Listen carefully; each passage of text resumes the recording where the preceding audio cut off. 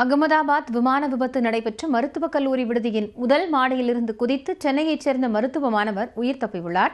இது தொடர்பாக செய்தியாளர்களிடம் பேசிய மருத்துவ மாணவர் அருண் பிரசாத், மதியம் 1:30 மணியளவில் பயங்கர சத்தம் கேட்டதாகவும் எங்கு பார்த்தாலும் கரும்புகை சூழ்ந்திருந்ததாகவும் தெரிவித்துள்ளார்.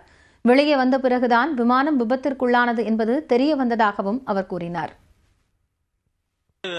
Around 1:30 I came for lunch, having lunch. I was staying in 5th floor.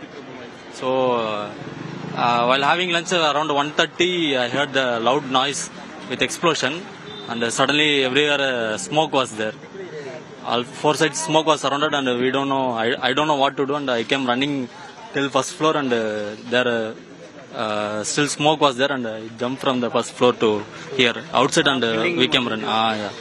Yeah. Still some families were inside around the crash, and we came to know, after coming outside only we came to know it was plane crash. It was like till 15 minutes we were standing outside, and then the rescue came. அகமதாபாத்தில் நடந்த ஏர் India விமான விபத்தில் மனைவியின் கடைசி ஆசையை நிறைவேற்ற India வந்தவர் உயிரிழந்த சம்பவம் சோகத்தை ஏற்படுத்தியுள்ளது. லண்டனைச் சேர்ந்த அர்ஜுன் பாய் என்பவரின் மனைவி கடந்த வாரம் காலமானார். தனது அஸ்தியை அம்ரேலியில் உள்ள தனது சொந்த கிராமத்தின் நீர்நிலையில் கரைக்க வேண்டும் என்பது அவரது கடைசி ஆசையாக இருந்துள்ளது. இதை நிறைவேற்றுவதற்காக இந்தியா வந்த அர்ஜுன் பாய் மனைவியின் கடைசி ஆசையை நிறைவேற்றிவிட்டு லண்டனுக்கு புறப்பட்ட போது விமான விபத்தில் சிக்கி உயிரிழந்தார். இதனால் 4 மற்றும் 8 வயதுடைய சிறுமிகள் தாய் தந்தையை இழந்து தவிக்கும் சூழல் உருவாகியுள்ளது. விபத்தில் சிக்கிய ஏர் இந்தியா விமானத்தின் டிஜிட்டல் வீடியோ ரெக்கார்டரை குஜராத் தீவிரவாத தடுப்பு பிரிவினர் மீட்டுள்ளனர். நொறுங்கிய விமான பாகத்திலிருந்து மீட்கப்பட்ட இந்த டிவிஆரை தடயவியல் குழுவினர் ஆய்வு செய்து வருகின்றனர். ஆய்விற்கு பின் விமான விபத்து தொடர்பான முக்கிய ஆதாரங்கள் கிடைக்கப்பெறும் என அதிகாரிகள் தரப்பில் தெரிவிக்கப்பட்டுள்ளது.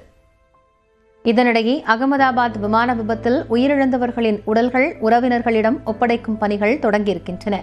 நேற்று நடந்த கோர விபத்தில் 200க்கும் மேற்பட்டோர் உயிரிழந்த நிலையில் அவர்களின் உடல்களை அடையாளம் காணும் பணி நடைபெற்று வருகிறது. அதன்படி உயிரிழந்தவர்களின் உறவினர்களிடம் இரத்த மாதிரிகள் சேகரிக்கப்பட்டு DNA சோதனை மூலம் உடல்கள் அடையாளம் காணப்பட்டு வருகின்றன. அந்த வகையில் அடையாளம் காணப்பட்ட உடல்கள் உறவினர்களிடம் ஒப்படைக்கப்பட்டு வருகின்றன.